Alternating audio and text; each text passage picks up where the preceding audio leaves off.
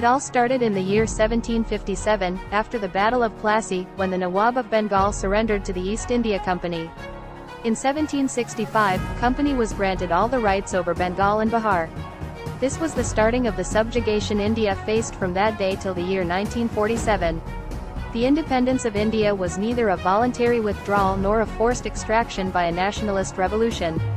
The decolonisation of the British Empire, on which the sun never set, was a case of failed politics of bait and switch against the mass nonviolent movement. At the stroke of the midnight hour on August 14-15, 1947, India gained independence from the United Kingdom of Great Britain. The Indian Independence Act, 1947 transferred the sovereign power over British India from the British Parliament to the Constituent Assembly of India.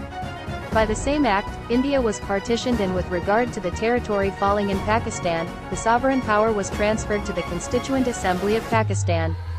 The sovereignty lost in a series of bloody wars stood returned to the people of India. However, the independence of India was neither a voluntary withdrawal nor a forced extraction by a nationalist revolution. The decolonisation of the British Empire, on which the sun never set, was a case of failed politics of bait and switch against a mass nonviolent movement. The engagements from 1917, after the First World War, to the end of the empire in 1947 bear out the same. Imperial Britain was obliged to recognize independence when it was driven into a corner. On the 75th anniversary of independence, Azadi Ka Amrit Mahotsav, it would be useful to recall the historical political developments which led to our independence in order to answer whether the British were compelled to leave India. Rise of British Raj. The history of the rise of the British in India is well known. The British Raj was founded in India by the East India Company that started its trading ventures in Bombay, Madras and Calcutta. The English traders soon transformed their status to a ruling class to exploit the resources more systematically. A series of bloody wars, from the Anglo-Mughal War, 1686–90, to the Second Anglo-Sikh War in mid-19th century, crystallized the British Raj in India. A large part came under direct possession of the East India Company, but about 40% of India was run through the collaborating princes, whose status in international law was that of vassals or feudatories. They enjoyed internal autonomy partly, but their hands and legs were tightly tied on external matters.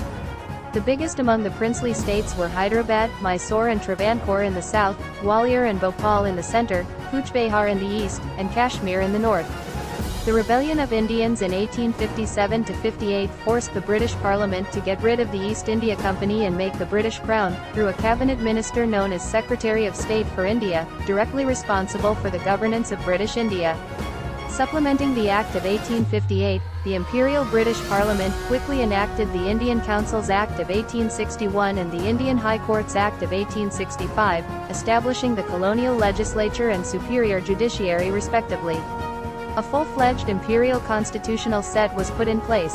The Act of 1858, while placing the responsibility of governance in the hands of the British Crown, set off British imperialism over India.